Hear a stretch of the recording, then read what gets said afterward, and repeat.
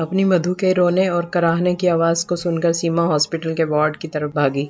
ससुराल वालों ने उसकी बेटी को दहेज के लिए जिंदा जला दिया। वो तो पड़ोस में रहने वाले अब्दुल जी थे जिन्होंने उसको बचाया और हॉस्पिटल पहुंचा दिया। डॉक्टर्स ने पास जाने से मना किया है। इस समय उसके ससुराल से कोई नहीं आया। दहेज के लोभी किस मुंह से आते सामने, लेकिन एक माँ ही होती है जो किसी भी परिस्थिति में अपने बच्चों का साथ नहीं छोड़ती। तभी अपने मुंह पर कपड़ा बांधकर सीमा खिड़की से अंदर झांककर अपनी मरती हुई बेटी को देख रही है और खुद से वादा करती है कि मेरी बेटी को इस हालत में लाने वाले को कड़ी से कड़ी सज़ा दिलवा कर रहूँगी। सीमा ने अपनी बेटी के लिए कानून का सहारा लिया।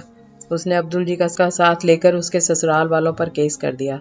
पुलिस ने मधु के सास, ससुर और पति को गिरफ्तार कर लिया। इसी बीच मधु को होश आया। उसने भी अपनी आप बीती पुलिस वालों को बता दी कि कैसे आए दिन उसके पति और सास ससुर उसको अपने मायके से पैसे लाने को कहते, उसको मारते, भूखा रखते। जब तक उसकी माँ उसको कुछ रुपए देती रही तब तक तो ठीक था, लेकिन जब माँ ने मेरे ससुराल में आकर सबसे कहा कि वो अब पुलिस में शिकायत कर देगी, तब इन्होंने कहा कि आज से अब कुछ नहीं होगा। लेकिन माँ के जाने के बाद इन सब ने उसी रात को मुझे जला दिया।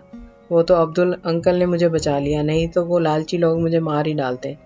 अब तो मधु के बयान से पुलिस को पक्का सबूत मिल गया और पुलिस वालों ने सबको जेल भिजवा दिया। और जितना भी मधु का कन्या धन था जो उसकी शादी में मिला था, वो सारा धन, गहने, सामान सब मधु को वापस मिल गया।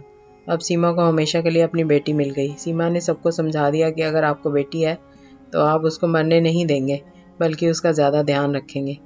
माना लड़की वाले बेटी का कन्यादान करते हैं, उसे जिंदा जलाने के लिए ससुराल नहीं भेजते। सीमा और मधु द्वारा लिया गया कदम कई ससुराल वालों के लिए सबक बन गया, जो दहेज के लिए किसी की बेटी को तंग करने, उसको प्रताड़ित करने से पहले 2 बार ज़रूर सोचे कि हम जो करने जा रहे हैं उसका गंभीर परिणाम भी उन्हें ही भुगतना होगा।